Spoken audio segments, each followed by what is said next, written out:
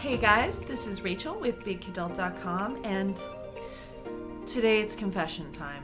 I'm a bit of a sucker when it comes to beauty gimmicks. If you're a woman between the ages of about 18 and 40, you've definitely seen these type of Facebook ads.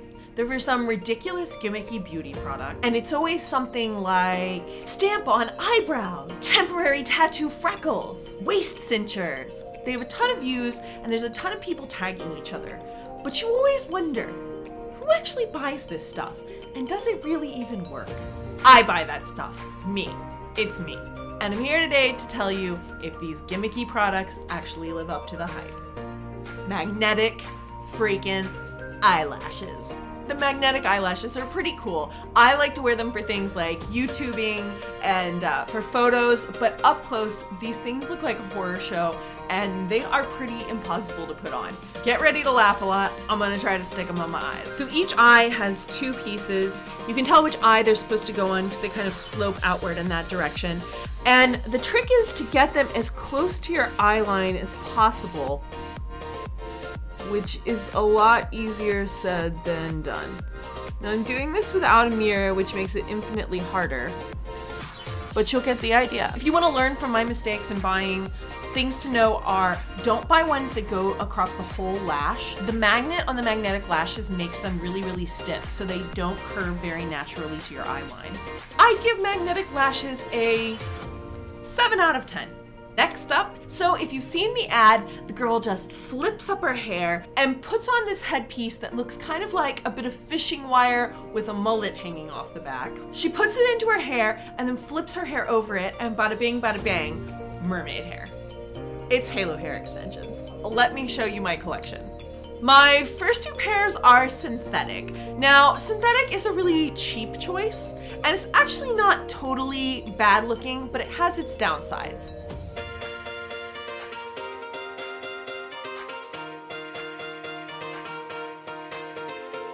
So a few of the downsides with synthetic hair extensions are that, first of all, you can't do much heat treatment on them, so there's not a lot you can do to curl them. You can't color treat them so that if they don't quite meet your hair color, which these don't quite, you can't do anything to dye it. Then I'd also say another problem is that they tangle really easily. You can see this is already getting a bit tangly. Let's try human.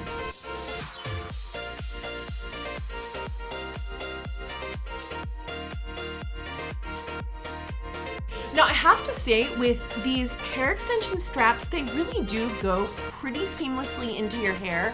You can kind of look here, it's very difficult to see, especially if I've really styled my hair. I decided to upgrade from the synthetic to the human after I really, really loved my synthetic ones. Real hair is substantially more expensive, just I'm obsessed with them. I feel like a mermaid.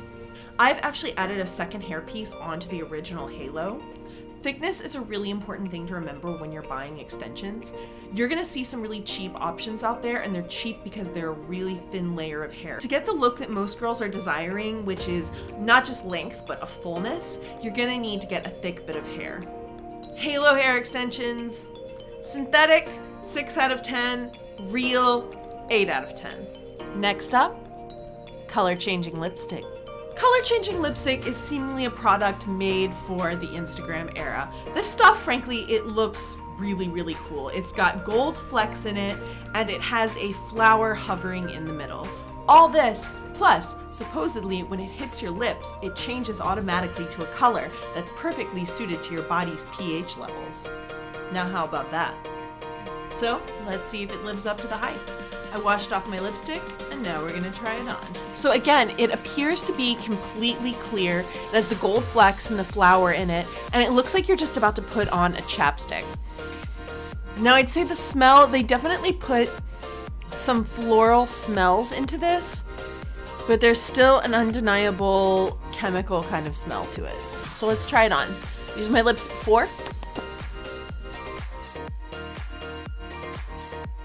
So you can see the colors developed into this fuchsia rosy pink. So it surprisingly actually works pretty well, but it's not magic. Here's what's really going on. What's in this lipstick is a dye called Red 27. Now Red 27 is colorless as long as it's dissolved into a waterless substance such as wax or oil. So the Red 27 is clear inside your lipstick, but the minute it hits the water of your lips, it turns red.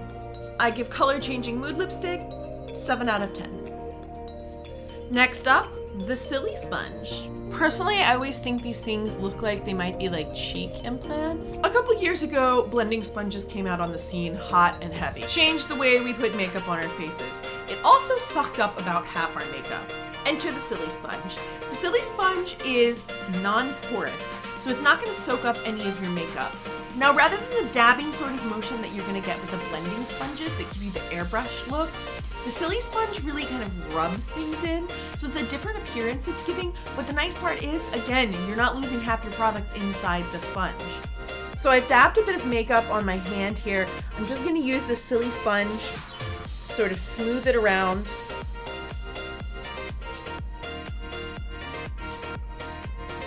Again, it leaves really nice and smooth, rubs it really nicely in, and you don't see that much product left on the sponge.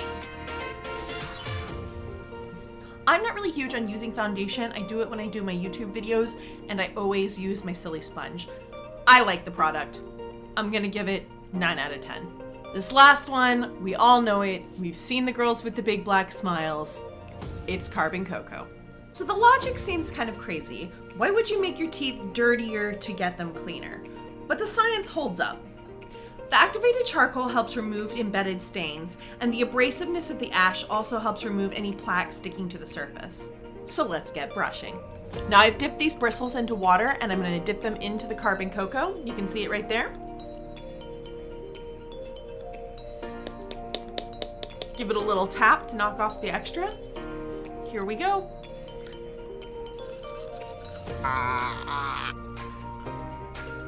So I've just rinsed my mouth, and I will say one of the issues with Coco is that it gets in like the crevices of your teeth, so it looks like you've been eating like licorice or black jelly beans or something. But I will say my teeth do feel a little bit brighter. Not necessarily after like the first time you do it, but when I've done it repeatedly, I've really seen results. But immediately, the teeth definitely feel smoother and a little shinier. I give Coco 5 out of 10. So the good news today is that all 5 of these beauty gimmicks got a score of 5 or up. I'm so glad I could be a guinea pig for you guys today. If you've tried any of these beauty gimmicks and you have thoughts on them, please leave a comment down below. If you liked this video and it was helpful for you, please leave a thumbs up. And I have other beauty stuff that I want to try out that I bought from these ridiculous Facebook ads. So if you want to see more videos like this, please go ahead and subscribe to get those in your feed. Bye-bye.